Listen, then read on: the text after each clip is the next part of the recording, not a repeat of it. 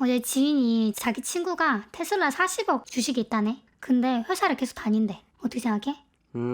다녀야 되는 거 아니야? 40억 정도 있으면 사실 안 다녀도 되지 않나? 아니 40억이 있으면 있잖아. 우리가 말하는 경제적 자유를 누릴 수 있는 돈 아닌가? 누릴 수 있지 충분히 40억이면. 거기 내가 알기로는 엄청 빡빡하기로 유명한 회사인데 응.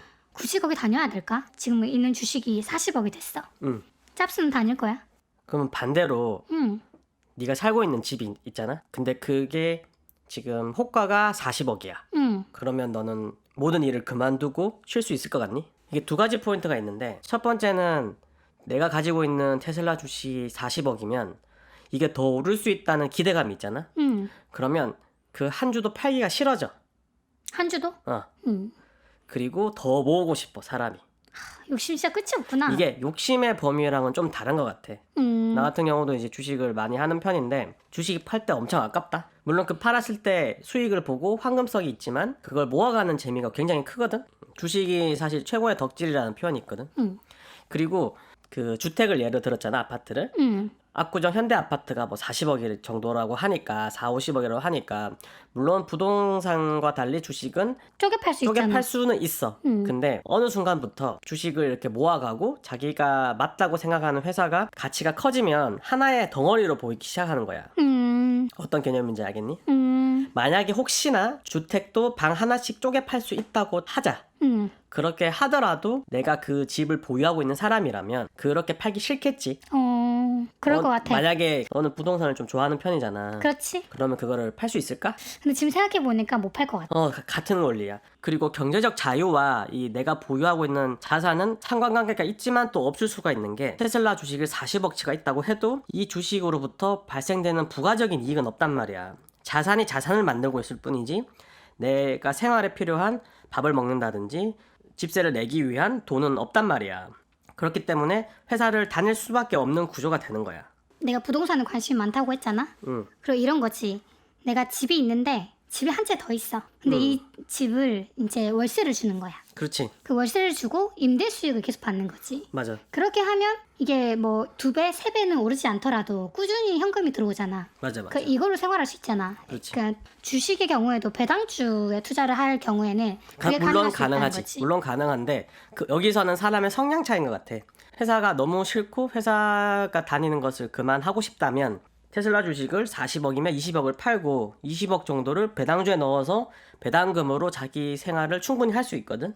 그렇게도 물론 가능하지. 근데 여기서는 사람의 성향이 갈리는 것 같아. 근데 나는 충분히 그 부분이 이해가 간다는 거지. 40억이라는 돈을 가지고 있지만 그게 다 테슬라 주식이라고 했을 때 나는 회사를 계속 다닐 것 같다는 거지.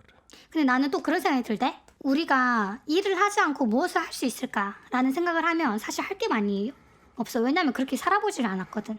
그렇지. 우리가 지금 30대잖아. 그러니까 앞으로 70년을 더 산다고 쳐.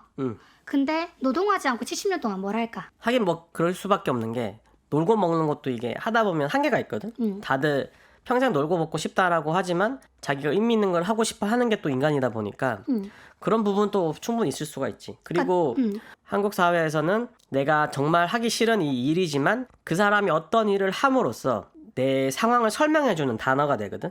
지위를 설명할 수 그렇지. 있다는 사실 거지. 신분 계급이 없지만 신분 계급 같은 게 현실이잖아. 그렇지. 그리고 간단하지. 예를 들어 구질구질하게 설명할 필요가 없고. 예를 들어 그 대기업을 그만뒀을 때 내 자산 40억을 보여줄 수 있는 것은 뭐 명품 시계라든지 뭐 차가 될 수도 차라든지? 있고 그거밖에 되지가 않잖아. 근데 그거는 내가 어떤 회사를 다닙니다. 이런 일을 하고 있습니다.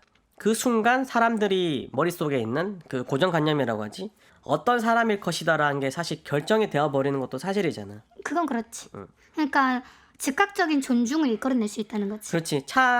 그래서 사실 일례로 되게 돈 많고 막 국회의원들 그런 사람들이 돈은 충분히 있지만 어떻게든 자녀들 막 비리를 써서 그치. 소위 은행 같은 데 말하는 넣는다거나. 대기업에 막 넣으려고 하잖아. 실제로 그런 사례들이 많이 있었지. 그런 부분에서도 보면 이해가 되지 않을까? 그리고 이 논리도 나는 이해가 가는 게 이런 거지. 사람들은 이 역치라는 게 있잖아. 맞아. 감정 역치가 있는데 이게 되게 쉽게 그 좋은 상황이 기본 디폴트 값이 너무 쉽게 되는 거야.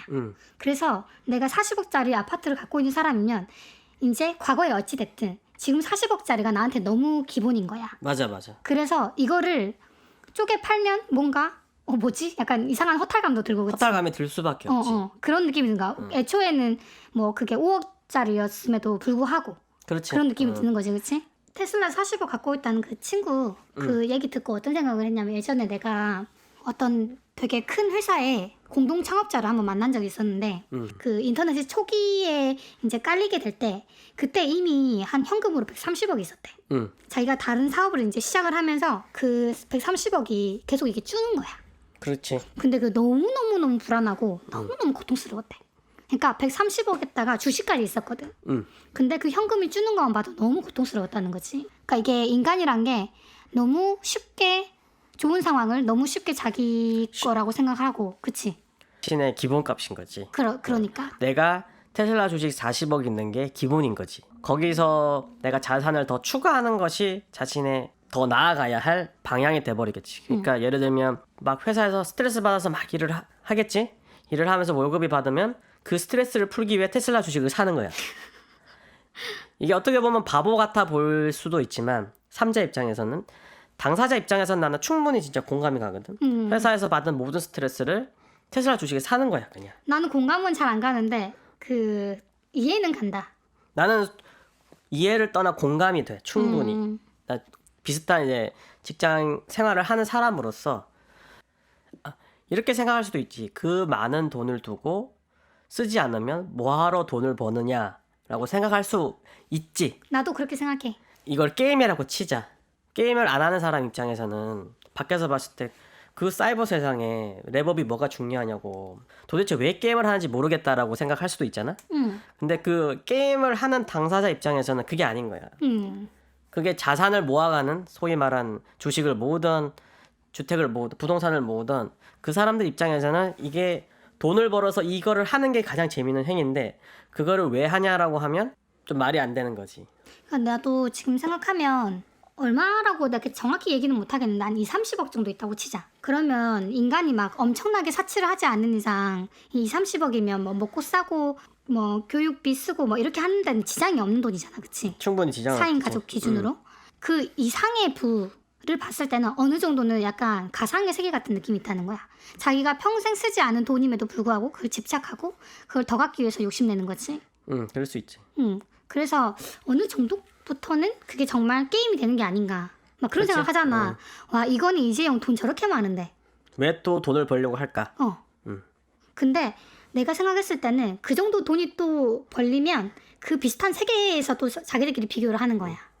그래서 그 라인보다 못 벌면 약간 찐따가 되는 거지. 그게 인간의 인식의 한계가 너무 작거나 너무 크면 추상적으로 되거든.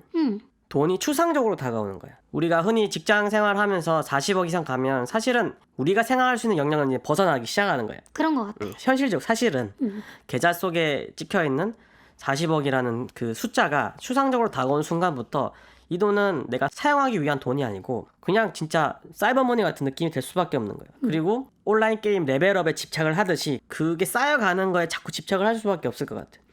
그래서 현명한 사람이라면 그 부분을 잘 조율을 해야 되겠지. 그 추상적이란 말에 약간 동의를 하는 게 실질적으로 내가 한 500만 원까지는 이렇게 현금으로 뽑아서 본 적이 있는 것 같아. 그렇지. 근데 그 이상의 돈은 항상 그 숫자로만 찍혀 있었거든. 그렇지. 특히 한 1000단위가 넘어서 한 억 단위로 가면은 이거는 그냥 상상성의 돈인 거야. 숫자로만 있는 돈인 거지. 응. 오늘 이제 이야기를 하려고 했던 거는 왜 40억 있는데 퇴사를 하지 않을까라고 했을 때 나 같은 사람 입장에서는 충분히 퇴사를 안 할 것 같다라는 생각이 논리적으로 드는 거지.